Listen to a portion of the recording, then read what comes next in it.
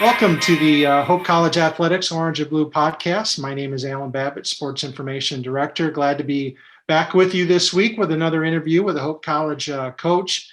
And we're shifting a little bit after talking to our all seven of our fall sport coaches, shifting to the winter season now, even though sometimes it really is with practice.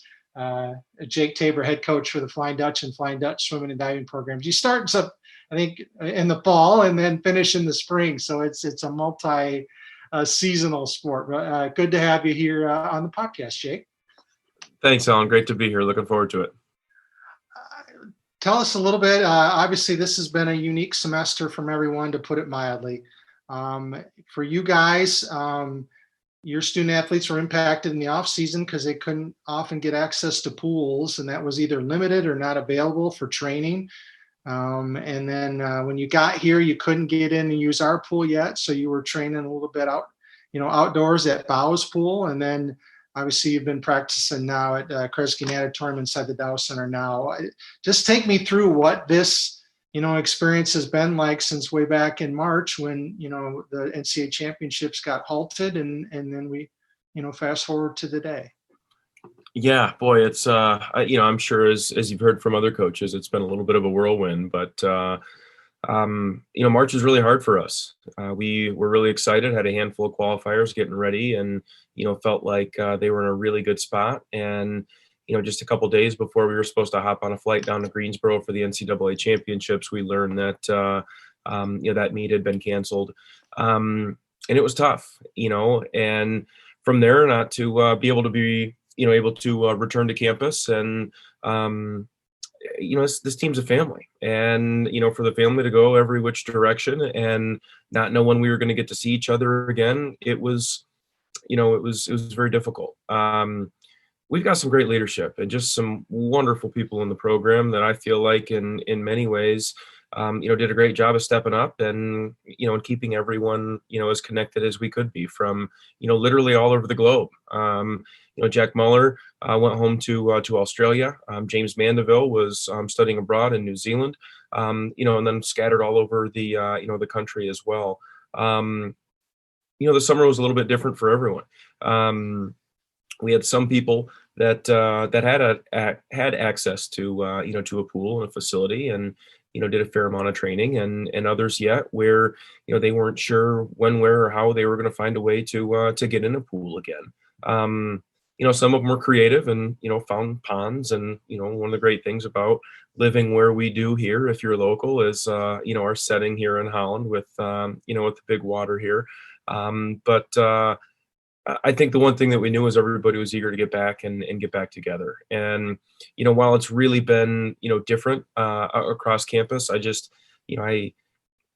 couldn't be more grateful or proud to work anywhere else. The way that Hope College and President Scogan and his vision, to be here and to provide this on-campus experience, this fall has been great.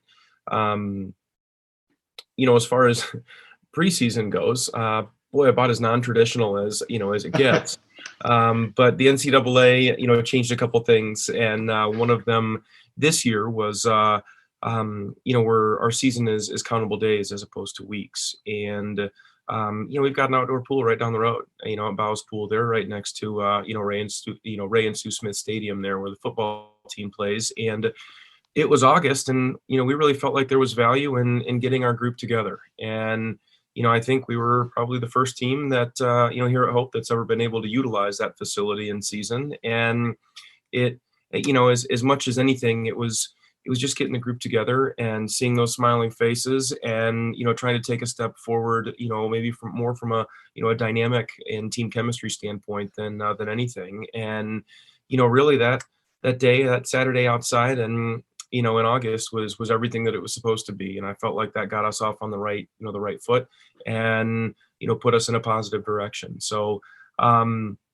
indoor facilities didn't open for a while yet. And, when they did, and we were able to get in the water and, kind of start going, it was a different start. But it was a great start because I think, it provided just a little bit more normalcy than maybe some other aspects of life or campus had in the previous 6 or 8 months. And we've been building on that, and we're excited about where we are and the group that we've got, and we're counting each day as a blessing and trying to make the most of it. Obviously, swimming is a sport that demands a lot mentally of a student athlete. There's, 2 a day, there's morning sessions, there's afternoon sessions. It's monotony. I mean, it's the same thing, obviously, maybe depending on the stroke, some of the distances are different, but it can get very, obviously very routine. And the best ones are able to kind of not get, distracted by that. Just talk about how you guys try to help each other as a team, emotionally and focus wise, and able to stay in the moment and maybe turn off all the things that may be outside that could be really distractions, even more so right now. Sure. Yeah. I think in a lot of ways, we're looking at some of the limitations that we have here as opportunities. And, I guess, for example, the whole social distancing piece and what we can and can't do and how we can train and how many people can be on the water or on deck and what our protocols are here.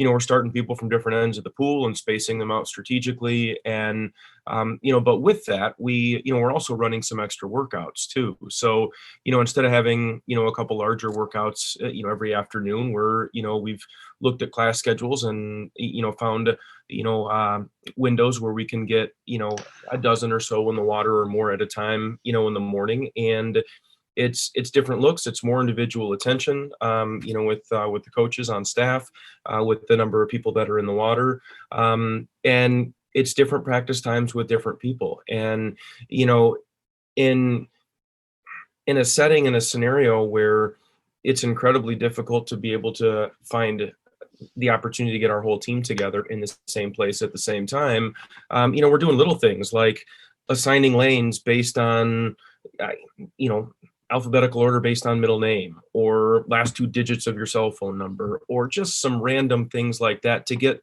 some people outside the box a little bit and, in a lane and in a lane space that, gets them, interacting maybe with somebody that they otherwise wouldn't, maybe as early in the season. And, it's starting to serve us pretty well. And, we're at a point in the year now where, getting ready to register for next semester, and the home stretch of the fall here is before us academically, and we're training at a pretty high level, and trying to find and maintain the right balance, in terms of promoting mental health as well as rest, and staying on top of our academics, while balancing the athletic piece is sort of be a little bit of a challenge more this year than others, but it's going well, and we've got a resilient group. And I think one of the things that we as coaches just need to make sure we're doing a great job of recognizing is one of the skill sets that we're here and tasked with as far as mentoring and leading these student athletes is perseverance. And boy, this is a year maybe more than any other where that's absolutely at the forefront of of where we are, and it's we're doing the best we can with what we've got right now. Obviously, with having two teams and two pretty decent sized teams, you need some great help coaching wise. Just talk about your assistant coaches and kind of how they've been able to help this program move forward as well, and help you as a head coach. Yeah, the timing of this podcast is one that's great, if I'm really being honest in that regard. We have welcomed a couple new coaches to staff just recently. But I think for us, having Dave Jolly here is just huge. You talk about a guy that ran the Chelsea High School program from the late '80s up through the 2018 season. Just he gets it. He did a phenomenal job in Chelsea. He's been the heavy. He's written the workouts. He's had the stresses for it. The way that we're able to come in and dialogue with one another, and really complement each other's skill sets, I think has been awesome. I think in some regards too, it's a really healthy thing. You know, like I do, Dave's got four children, three daughters and a son. The only difference is he's got two out of college and two in college. So I think the whole relatability piece, from a very different standpoint has been really good, for the group that we've got on deck here, because he's got kids going through the same thing right now. And that's just been really, really healthy. So we welcome Matt Hedman to staff here this week. Matt was a part of a couple national championship teams at Denison, individually national runner-up a couple of times, has been coaching club as well as high school in Anoka, Minnesota, there outside the Twin Cities near Edina. I think he's got a really nice swimming mind. Just seems like a very genuine young man that's got a bright future in the sport here, and is excited to be on deck here with us at Hope. And then Danielle Freeman has recently started. So, a couple of people in West Michigan might remember her name. She was individual state champ in the 50 and the 100 free at Hudsonville a handful of years back before, signing to swim and play softball at Evansville. And she's been on deck with us for a couple of weeks now. And there's nice fire and intensity and accountability, and that whole relatability piece just the same. So it's I think that's been wonderful for the swimmers. The divers are in a little bit of a unique situation. Becca Garza has done just a fantastic job out in the diving well. I think as evidenced by, taking first-year diver Cam Wilcox as a freshman and turning him into MIAA MVP as a sophomore, was pretty darn impressive. But Becca and her husband Greg welcomed, Grayson, a little boy, into their family just a few weeks ago. So we've been fortunate to welcome a familiar face back to the pool deck in Ariel Tolsma, who's helping us out here, while Becca is on maternity leave there. And the dynamic out in the diving well has just been great. They seem to be doing just a wonderful job. It's been fun to go out and check in out there every afternoon while they're diving, and just kind of hear a little bit of the stories from the other side. And regardless, we've got a great staff, and that's one of the areas that we are just very, very fortunate, and we feel like that's going to create opportunity for us. Tell us a little bit more about each of the teams, the men's and the women's, and kind of obviously we're waiting to see when you're going to be able to compete. Hopefully, fingers crossed, whatever it is we can have for all the good thoughts going toward that. Tell us about each of these teams, and what are you seeing in the pool right now? Yeah, we're excited. We really are. We have been pretty intentional, out on the recruiting front these last couple of cycles. And I think we're really going to see a lot of that pay off for us this year, if we have the opportunity to, to go out and compete the way that we expect to. Talented teams that really are pretty balanced, as Coach Jolly and I have talked in the off season and, through the early season here. I felt like every day, we would come off the pool deck and just kind of, chat about the workout and, say something to the effect of, man, we're doing some pretty good things right now. And, it builds on it. And, I think one of the nice things here is, we've got effective leadership. We're a young team. We're a very, very young team. When you look at, the breakdown from, one class to the next, we are, very freshman and sophomore heavy. But you look at somebody like Emma Schaefer, who's just been there, qualified for the NCAA championships as a freshman, MIAA league MVP and 3-event champ as a junior. She is, somebody that goes out and sets that tone every day. And the men, the women, they see that, they follow that. I think, right along with that, it's been exciting to watch some of these freshmen kind of come into their own a little bit and practice as well. And, it's a scenario and an environment where the people who are around you want to see you succeed. And, and I think they recognize that the more that is happening for the people that are in the pool around you, the easier it is for you to elevate your game from a training standpoint. And, when we're seeing that, right out of the gate, a freshman on the women's side, Maddie O'Donnell, has come in and, just elevated the training here. She's from Stevenson High School, in Lincolnshire, Illinois, and she's going to do a number of good things for us. We're certainly excited about that. But, the trickle down effect, and really across the board has been, a really, really healthy thing for us. I think on the other side of that too, you look at some of the sophomores, and it's been nice because they absolutely don't feel like freshmen anymore. And they understand the program and they understand what we need to do, and they're finding their voices a little bit more. And it's been a really, really good fall for us, in terms of where this young team is, but in regards to where we feel like we're able to go. What is the biggest difference for a high school swimmer coming to college? What is the thing that they have to master to realize their full potential? I don't mean to cop out and say time management, but really, I think time management. That's the skill set that creates opportunity for everything in life. But when you're going to hop in the pool and be a part of an NCAA varsity sport at the NCAA level, especially one that has a time commitment like swimming, with a lot of times morning practices and back in the water every afternoon just the same, for you to recognize the real reason that you're here and excel in the classroom, and also be committed, be the committed athlete that we expect you to be. It's that time management skill set. It absolutely is. And we by and large have a group that gets it, so to speak. We'll talk about bigger picture items pretty frequently. And those being faith, family, and academics. There are things that flat out have to come before sport, and they do. What we need to be really good at is planning ahead and recognizing that, and not allowing those things to interfere with what we're doing, in the water any more than they have to.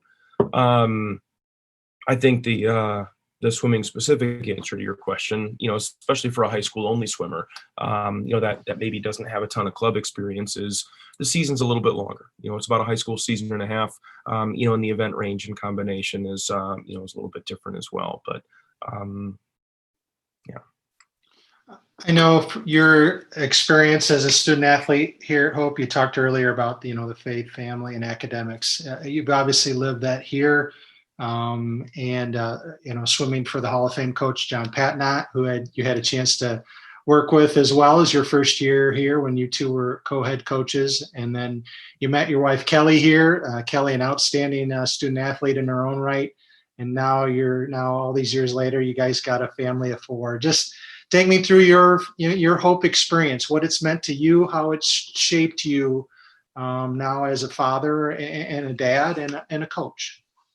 Yeah, I tell you what, it's I'm all smiles thinking back and on those things. Alan, I know what the student athlete experience at Hope can be, and I lived it. I lived it for 4 years, and as Kelly and I talked about her student athlete experience on the softball team, and compared notes to mine here in this program, we both felt the same way. It's an absolute transformational experience. It changed our lives and for the better. And, I will joke and tell, people on the team that if, when you graduate, if your experience here was half as good as what mine was, making the decision to come to Hope and swim here was an absolute no-brainer and the best decision you could have made. But, truthfully, knowing what the experience can be, makes it that much more exciting to make, to be intentional to try and provide that for each and every student athlete that, that we have the chance to work with. But, for us, it was really exciting to be able to come back, to be here and, and to be home. We moved back with a 5, 3, and 1-year-old. A year later, we welcomed the anchor to our family relay, to the family. So at this point, we've got, our oldest turned 8 earlier this week, and then we're 5, 3, and 1. So, life is busy, life is awesome, but we have, really tried to show our kids and our family what the Hope experience can be. And before COVID hit, that we were that family where our Sunday family dinners were at the dining hall. We, which was great. You could come in and have a meal that was already prepared for you, and not have to cook for six. But we had a ball with it. We'd come up and sit on the side of the dining hall where the team usually sat, and the team's great with our family. There's just good people here, I tell you what. But we wanted to make sure that our children were having positive associations with what Hope College was, and where Dad worked. And we're really excited to be able to do things like that again here very soon. So I have to ask, how and you and Kelly meet then? So Kelly and I met, the year after we graduated, I was working in the admissions office, and she had just finished teaching back in her hometown. And she had taken a position as a full-time assistant softball coach at a school, at a college in Pennsylvania. But for the summer, she was a sports school instructor, here in Holland, and was subletting a room across from my house. And one of the guys that I knew really well from college that I was living with, Phil Morse, was a former Pete Schmidt Award winner for the football team, and Kelly were friends and throughout college. And it was great. I joke, I had a puppy and a Jeep, and she didn't stand a chance, but yeah, it was, I honestly, I need to credit, Phil Morse for that. Funny how that stuff works. And now you guys are parents and 2 kids swimming. What's that like being a swimming dad? Because obviously the coaching lens, the athlete lens. Is it easier, harder as a dad of swimmers, or how do you manage that? Because that's another hat to throw on, or another cap, I guess. Swim cap would be a better analogy. I don't know yet. Logistically with 4 young kids, that's interesting. But our kids are really only swimming a couple of meets, but they joined West Ottawa Swim Club last winter, and the first meet that they had, it was comical. Kelly said, Jake, you're always down on deck. Why don't you go early and grab a spot for us, and and I'll bring the baby later. So I'm thinking, okay, I'll sweat up in the stands a little bit, but I got there, and 2 guys that I graduated with, one's a nurse anesthetist in town and another's assistant superintendent, and they both had kids swimming with West Ottawa Swim Club as well. So we walked in, together, and lo and behold, not 10, 15 minutes later, captain from my sophomore year, Gary Albrecht, walks in, and right behind him is captain for my junior year, Brian Slaw, and then captain for my freshman year, Chris Tells. And, so like we had the Zealand crew that's, still pretty local and what have you. So, Kelly rolls in, I don't know, 15, 20 minutes before the meet starts. And she looks up in the stands, and it's this huge group of, guys that all swam together in college. And it was just kind of one of those, like figures type of thing. But, the whole parent piece, we just want our kids to love it. And, at 7 and 5 last winter, it gave them, something to be a part of, and something to be excited about. I think my son might have been more excited about, Gatorade and some snacks in his backpack than the 25 backstroke he was going to swim. But they're having fun with it. And for me right now, I couldn't ask for more as a dad. Did you get in the pool yourself when you were young? Is that where your love of swimming began, or how did that get started and evolve? I think I was in 3rd grade when I began swimming competitively. But I played 3 sports through high school, and admittedly, I'm a little tired today. Game 6 of the World Series was last night. I could not watch it. So, I love baseball. So it's it's been good fun. But no, I hopped in the water and really enjoyed it. It was just one of those things that to me was gratifying and competitive. And I think I liked the fact that I could compete against myself when there wasn't somebody next to me, that I knew that I needed to compete with. It was just kind of a win-win. Like, you had your meet settings, and it was twofold. You could race the guy next to you. But, if there wasn't a race next to you, you're always racing and competing against yourself and, trying to find ways to perfect your opportunities as well.